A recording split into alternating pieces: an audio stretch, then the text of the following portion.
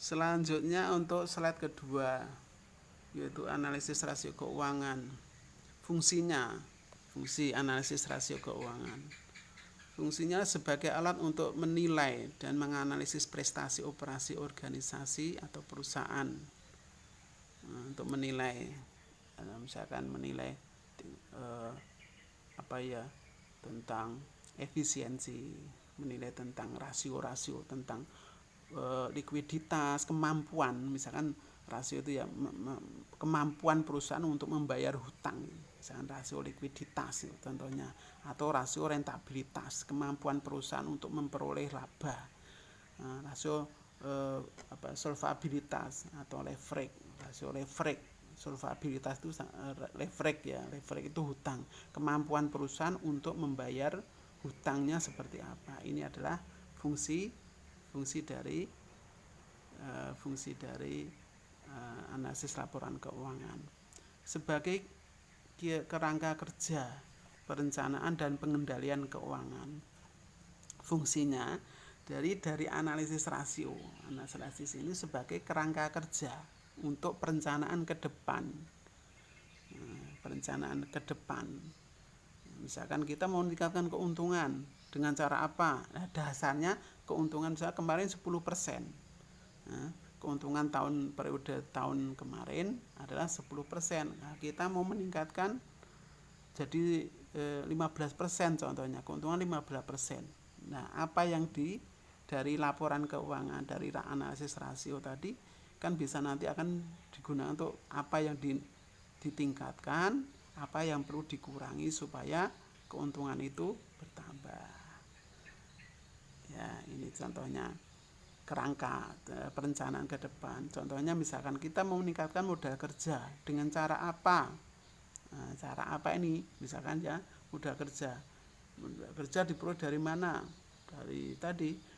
Bisa dari hutang, tambahan hutang, atau dengan modal sendiri, atau menjual aset perusahaan, aset yang tidak produktif bisa dijual terus sebagai modal kerja tambahan untuk menambah kas, atau membeli surat berharga, atau menyiapkan persediaan, meningkatkan penjualan dengan meningkatkan produksi. Nah, produksi akan berpengaruh terhadap akan produksi banyak, berarti persediaan harus juga banyak. Nah, itu sebagai perencanaan ke depannya seperti apa.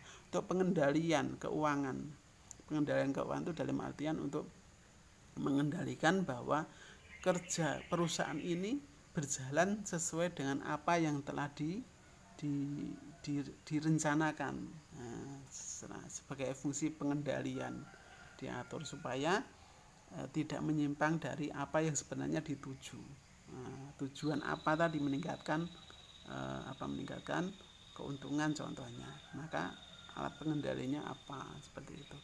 Kemudian manfaat dari analisis rasio keuangan ini, manfaatnya di sini bagi manajemen perusahaan tadi ya yang tadi. Bagi kredit ini, misalnya manajer kredit ini, misalkan perusahaan mau mencari hutang contohnya, investor akan melihat leverage, melihat dari hutang, maka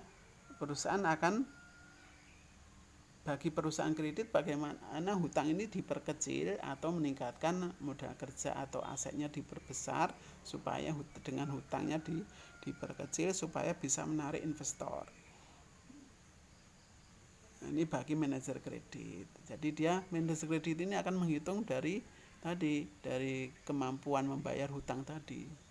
Investor akan bisa melihat apakah prospek untuk perusahaan ini dilihat dari kinerja yang dia terhadapi, dari rasio-rasio ROA. Kalau investor kan dia melihat ROA-nya. Kalau itu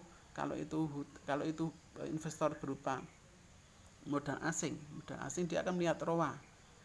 Berapa kemampuan mereka menghasilkan laba. Kalau bagi pemilik modal, misalkan pemilik saham, dia akan melihat ROE-nya, return on equity, kemampuan laba yang dihasilkan dari pemilik modal sendiri itu seperti apa. Nah, bagi manajer keuangan, bagi manajer perusahaan ya tadi manfaatnya Dia akan melihat misalkan target kemarin, misal dari manajer keuangan ya, dari manajer keuangan dia akan melihat aktivitas dari penjualan, dari aktivitas produksi di dalam perusahaan itu, biaya-biaya, atau bisa menekan biaya-biaya seperti apa, efisiensi biaya seperti apa, bisa melihat gitu. Dan dari manajer pemasaran dia akan melihat bagaimana meningkatkan penjualan, dia akan buat strategi seperti apa. Kemudian bagi segi SDM, kalau targetnya tinggi, misalkan perusahaan memproduksi meningkatkan produksi produk yang lebih banyak, maka SDM harus menyiapkan tenaga kerja yang lebih banyak, lebih efisiensi. SDM akan membuat kebijakan supaya produksi ditingkatkan dengan apa? Menambah karyawan baru atau meningkatkan efisiensi. Contohnya beli mesin. Nah, contohnya beli mesin atau menambah padat karya atau membeli mesin. Ya, nanti bisa produksi lebih banyak dan lebih efisien dan kualitasnya lebih bagus. Nah, seperti itu. Atau meningkatkan produksi dengan cara apa? Meningkatkan karyawan dipacu untuk memproduksi lebih banyak. Satu orang kalau kemarin ada 10 produk misalkan, maka ditarget dia bisa memproduksi di atas 10. Nah, seperti itu dari SDM, bagian SDM. Ini tentang manfaat dari analisis rasio. Berikutnya jenis-jenis keuangan, rasio-rasio keuangan ya, rasio likuiditas. Nah, pertama adalah rasio likuiditas. Ini adalah kemampuan perusahaan untuk membayar hutang jangka pendek. Kemampuan perusahaan untuk membayar hutangnya jangka pendek. Ini adalah solvabilitas. Dengan cara apa? Ini melihatnya dengan current ratio. Current ratio ini adalah ukuran, salah satu mengukur likuiditas adalah menggunakan current ratio, yaitu aktiva lancar. Ya, sekali lagi, aktiva lancar dilihat dari neraca. Mana yang termasuk dari aktiva lancar? Kas, piutang, persediaan, perlengkapan gitu. Kalau bahasa Inggrisnya nanti adalah current asset. Current asset itu adalah modal kerja. Aktiva lancar itu modal kerja. Ya. Dan ada hutang lancar. Hutang lancar itu modal apa? Hutang lancar itu hutang dagang. Hutang dagang. Ini dilihat semuanya bisa dilihat dari neraca. Jadi Anda menilai ini dari neraca, dari aktiva modal kerja dan modal kerja di aktiva lancar, hutang lancar di neraca bagian kanan. Kemudian quick ratio, acid test ratio. Acid test ratio ini digunakan, acid test ratio itu melihat lebih liquid, lebih dia melihat lebih aktiva lancar, aktivas yang mudah untuk dicairkan. Mudah untuk dicairkan. Aktiva lancar yang mudah untuk dicairkan. Maka di sini ada aktiva lancar, mudah kerja keseluruhan, dikurangi dengan persediaan. Nah, persediaan kenapa dikurangi? Untuk melihat acid test rasio tadi, quick rasio yang likuiditas yang paling cepat gitu. Dia melihatnya seperti itu.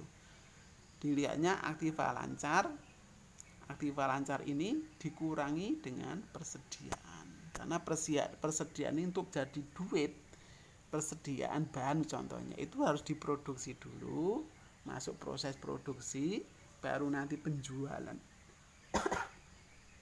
Kredit, baru setelah kredit dibayar baru jadi kas. Nah, maka kan prosesnya jadi panjang.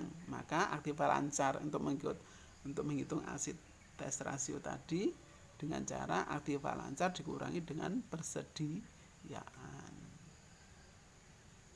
Nah, dibagi dengan hutang. Ini adalah utang lancar ya. Kemudian ada juga cash ratio. Kas utang lancar. Ini lebih lebih liquid lagi, lebih dia hanya hitung kasnya saja. Dari aktivitas lancar keseluruhan di sini tadi, dia hanya melihat sisi kasnya saja.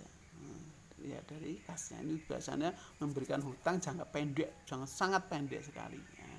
Jadi pemberi pinjaman itu dia melihat ini, dia melihat kasnya, kemampuan. Karena misalnya hutangnya jangka pendek, dia melihat dia memiliki kas atau tidak.